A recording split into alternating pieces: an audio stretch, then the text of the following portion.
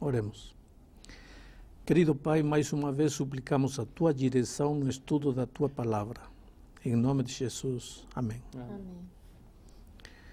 Sabe, no coração do ser humano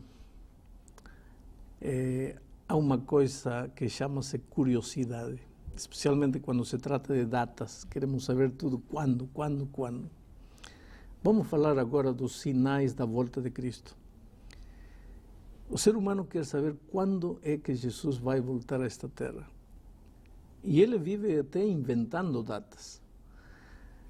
Há um texto contundente aqui no Evangelho de São Mateus, capítulo 24, versículo 36, diz assim: mas a respeito daquele dia e hora, está falando da volta de Cristo, mas a respeito daquele dia e hora, ninguém sabe, nem os anjos dos céus, nem o Filho, senão o Pai. Então, se a Bíblia diz que o dia e a hora da volta de Cristo ninguém sabe, pois ninguém sabe. Agora, Jesus não nos deixou às escuras.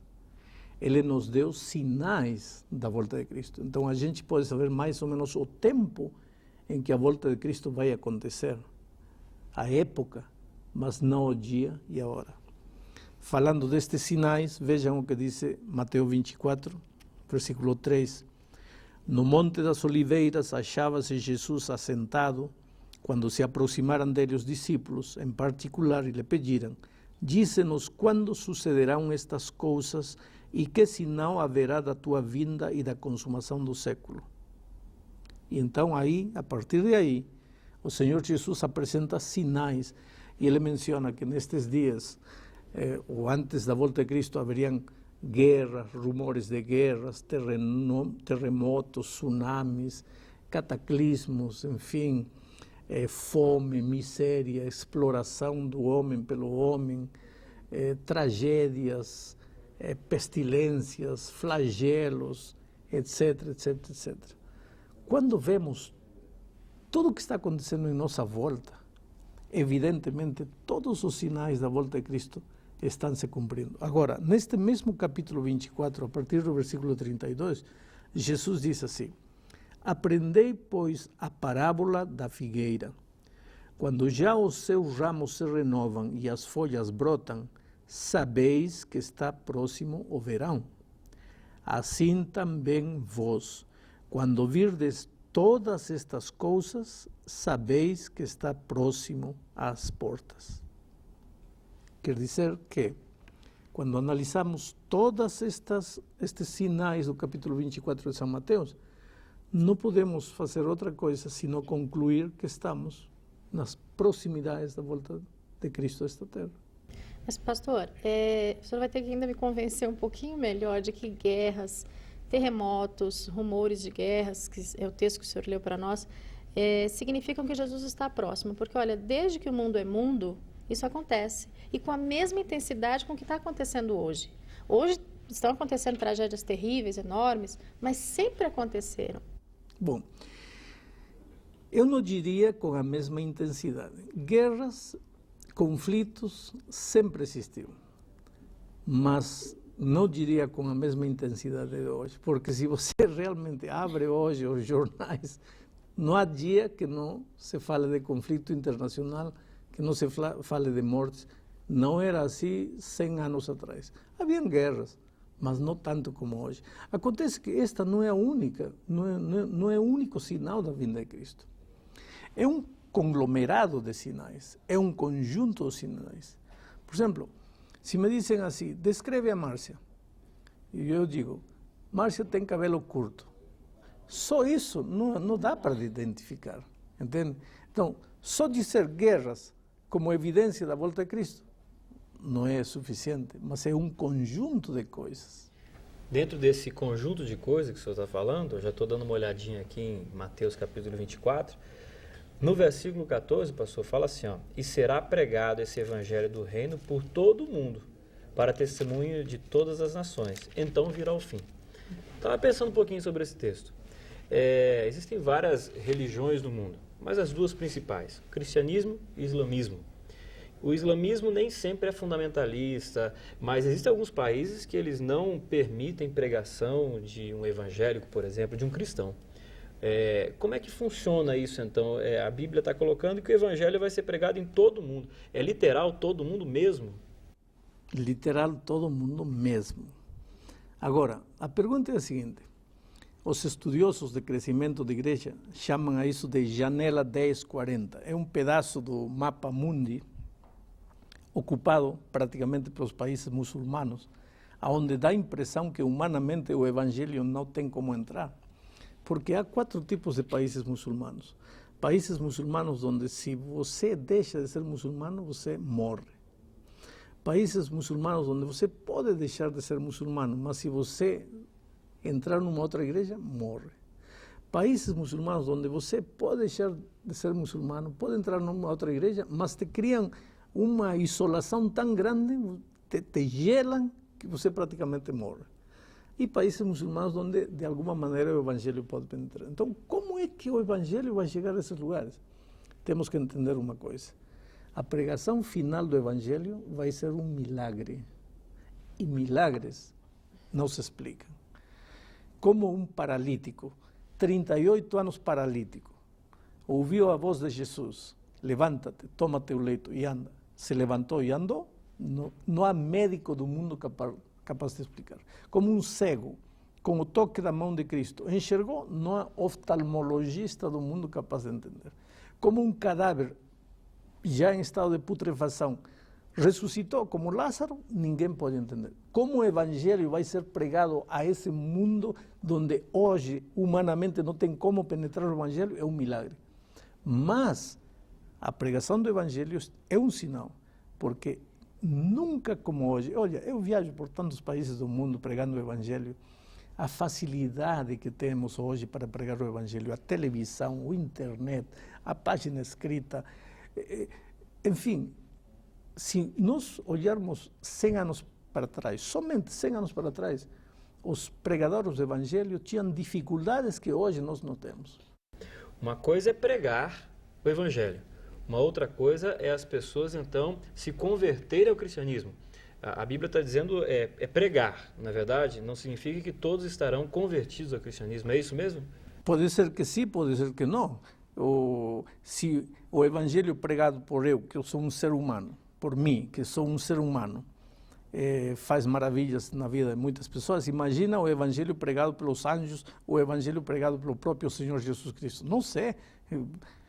Deus ama o mundo, não apenas a 1 milhão, a 5 milhões. Deus ama o ser humano em sua plenitude. Tomara que todos aceitem quando o evangelho seja pregado. Mas o senhor diria, pastor, que a pregação do evangelho em todo mundo, conforme foi lido agora na Bíblia, seria o que está faltando? Porque quando a gente lê Mateus 24, o que falta acontecer disso aqui tudo? Evidentemente você tem razão. Porque, veja, flagelos temos, enfermidades incuráveis temos, falsos cristos aparecem todos os dias, falsos profetas por todo lado, guerras, rumores de guerras todos os dias, miséria humana, exploração do ser humano pelo ser humano, marginalidade, droga, a moral de cabeça para baixo, tudo isso está aí, em realidade. Ou se não, o que está faltando é a pregação final do evangelho ao mundo.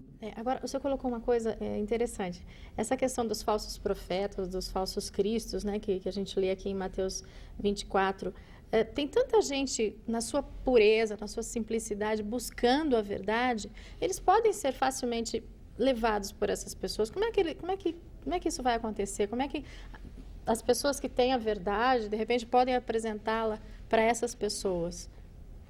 Veja, aqui em São Mateus, capítulo 7, nós temos uma coisa muito interessante. Capítulo 7. Diz assim: acautelai-vos dos falsos profetas que se vos apresentam disfarçados em ovelhas, mas por dentro são lobos roubadores. A Bíblia é categórica em dizer que são profetas falsos, disfarçados.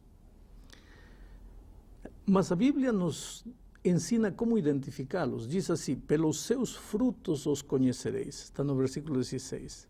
Colhem-se porventura uvas dos espinheiros ou figos dos abrolhos?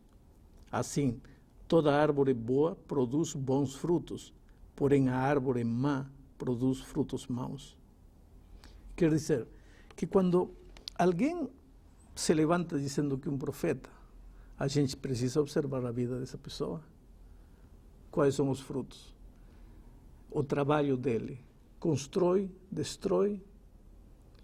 O trabalho dele ajuda, edifica. Temos que estar atentos a essas coisas. Eu quero insistir um pouco nesse assunto, pastor, porque Mateus 24, versículo 24, ele é um versículo que me deixa muito intrigado, que fala assim, porque surgirão falsos cristos e falsos profetas, operando grandes sinais e prodígios. Então a Bíblia está dizendo que eles realmente vão operar, pelo que eu estou entendendo, milagres até mesmo, né? Mas que são errados. Se possível, estarão enganando os próprios eleitos. O senhor falou sobre os frutos, mas existe algum outro tipo de ideia, ideologia, pensamento que esses falsos cristos e profetas estarão dizendo que quando eu ouvir eu devo tomar um pouco de cautela? Porque hoje em dia quase toda esquina tem uma igreja nova surgindo. Aparentemente é um movimento bonito, não é verdade? Mas aonde que eu devo entrar e aonde que eu não devo entrar? E eu suponho que em todas essas igrejas novas que aparecem em cada esquina deve haver gente muito sincera, muito linda, muito bonita, indo lá procurando Deus. Agora, tem um texto aqui em São Mateus capítulo 7, a partir do versículo 21, que me impressiona, diz assim, nem todo o que me diz Senhor, Senhor, entrará no reino dos céus. Quer dizer, não basta dizer Senhor, Senhor, Jesus, a graça de Jesus, o sangue de Jesus tem poder. Não é só isso. Diz, nem todo que me diz Senhor, Senhor entrará no reino dos céus, mas aquele que faz a vontade de meu Pai que está nos céus. Muitos naquele dia, já está falando da volta de Cristo, hão de dizer-me, Senhor, Senhor, porventura, não temos profetizado em teu nome? Em teu nome não expelimos demônios? Em teu nome não fizemos milagres? Aqui está falando de gente que em nome de Jesus expulsou demônios. Em nome de Jesus fez milagres. Em nome de Jesus profetizou. E não entanto, o versículo 23 diz, então eu lhes direi explicitamente, nunca vos conheci. Apartai-vos de mim, os que praticais a iniquidade. Que iniquidade praticaram? Se eles expulsavam demônios, se eles faziam milagres, como que estavam fazendo iniquidade? Mas Jesus disse, vocês fizeram iniquidade, eu não vos conheço. Por quê? Porque falavam, Jesus, Jesus, Senhor, Senhor, mas não faziam a vontade de meu Pai. E onde está a vontade do Pai? Está aqui na palavra de Deus. Por isso, o cristão que realmente é sincero, honesto, tem que não somente crer pelo que ouve, tem que crer pelo que vê. Pastor, como é que a gente poderia entender melhor? Porque o senhor citou bastante Mateus 24, com relação aos sinais da volta de Jesus. Mas nós sabemos que Apocalipse, né, que é o último livro da Bíblia, também fala muito sobre a volta de Jesus, só que com muitos sinais e simbolismos, né? Como é que o senhor aconselharia a gente a estudar esse livro para entender os sinais da volta de Jesus em Apocalipse? Tem muita gente que diz assim, Apocalipse é um livro difícil de entender. Inclusive na televisão eu vejo jornalistas, gente culta, gente inteligente, eles usam a palavra Apocalipse como sinônimo de hecatombe, de cataclismo, do acabou-se. Por exemplo, outro dia disse, olha, eu estava falando com um empresário, olha, minha empresa está passando por seu apocalipse. Não, estou afundado. Sim, para as pessoas, apocalipse é o fim do mundo. Tragédia. Sim, não é assim. Vejam, vou ler Apocalipse, o capítulo 1, versículo 1, para começar o livro de Apocalipse, diz assim, revelação de Jesus Cristo que Deus lhe deu para mostrar aos seus servos as coisas que em breve devem acontecer. Revelação não é mistério, é revelação. O livro de Apocalipse é revelação. Mas por que tantas figuras? Ah, porque Deus quer que somente os humildes de coração compreendam. Eu posso trazer aqui uma pessoa iletrada, não tem nem segundo primário completo, e pode te dar uma aula magistral de Apocalipse, porque com humildade foi e aprendeu da Bíblia.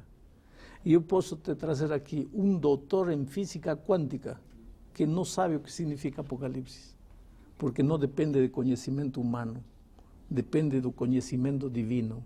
E Deus se revela aos puros, aos sinceros, aos humildes, aqueles que se despojam de preconceitos e vão à palavra de Deus querendo aprender. Agora, pastor, a gente está falando de uma coisa, assim, aparentemente aterradora, né? O fim do mundo, sinais da volta de Jesus, Jesus vai voltar, e esse mundo, como é que vai ficar? Alguns acreditam que o mundo vai acabar com água, outros acreditam que vai ser um asteroide, cada um tem a sua explicação. E a Bíblia coloca a volta de Jesus. Quando eu estudo esse assunto, qual deve ser minha postura? Medo? Jesus está voltando? Porque eu vejo fome, eu vejo guerra, eu vejo terremoto, eu vejo o evangelho de uma certa forma sendo pregado. Então está na hora de ter medo. É esse sentimento que eu devo ter? Veja, hoje está de moda falar em aquecimento global. Sim. E efetivamente o mundo está em problemas. Estamos destruindo o planeta. Vai chegar um momento em que as águas estarão contaminadas. Vamos beber o quê? O clima está louco. E os estudos indicam que isso é para logo, né? Sim, o clima está louco. E a Bíblia diz que tudo isso é evidência de que a volta de Cristo está próxima. Se Cristo não voltar, nós vamos nos matar a nós mesmos sozinhos. Mas Deus não vai permitir isso. Antes de que nós destruamos a terra completamente, a volta de Cristo vai colocar um ponto final à história do pecado neste mundo. Agora, medo por quê? Se Jesus é meu companheiro hoje, meu amigo, meu salvador, eu não posso vê-lo, não posso tocá-lo, mas eu me levanto e converso com ele todos os dias, converso pela fé. Olha, eu quero que chegue o dia em que eu possa abraçar meu Senhor Jesus, em que eu possa conversar cara a cara como estou falando com vocês.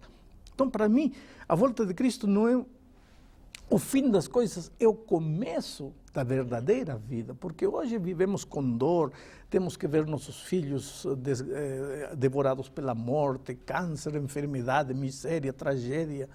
Mas quando Cristo voltar, tudo isso acaba. Entrando na parte final da mensagem de hoje, eu quero me dirigir aos que estão olhando aí para a mesa de estudo aqui, para te dizer uma coisa. Você acha que vale a pena continuar vivendo num mundo como este que nós estamos vivendo? Neste momento, aqui a gente está estudando a palavra de Deus, mas você sentado aí, qual é o drama que você está vivendo? Um ser que você ama, um filho de 3 anos com leucemia condenado à morte. Você não pode fazer nada para curá-lo. A ciência humana não pode fazer nada para resolver o problema dessa criança. Você acha que vale a pena continuar vivendo neste mundo? De repente você é abandonado pelo marido, abandonada pelo marido. De repente você vendo um filho consumindo-se nas drogas, sem saber o que fazer para resgatá-lo. Vale a pena continuar vivendo neste mundo rejeitado, onde há oportunidade para todos, menos para você. A solidão destrói você. Você é condenado por um câncer, prisioneiro, talvez numa cela aí, porque você viveu uma conduta errada. Eu te digo uma coisa, quando a gente vê na Bíblia os sinais da volta de Cristo, a gente entende que está chegando o grande momento do encontro com o Pai. Cristo está voltando. E quando Ele voltar, querido, tudo vai chegar ao fim. Essa dor, essa tristeza, essa angústia. Chegou a hora de levantar os braços aos céus e dizer: Jesus, obrigado pela tua promessa. Portanto, não desespere. Fique feliz, porque o fim das dores está chegando. Deus te abençoe.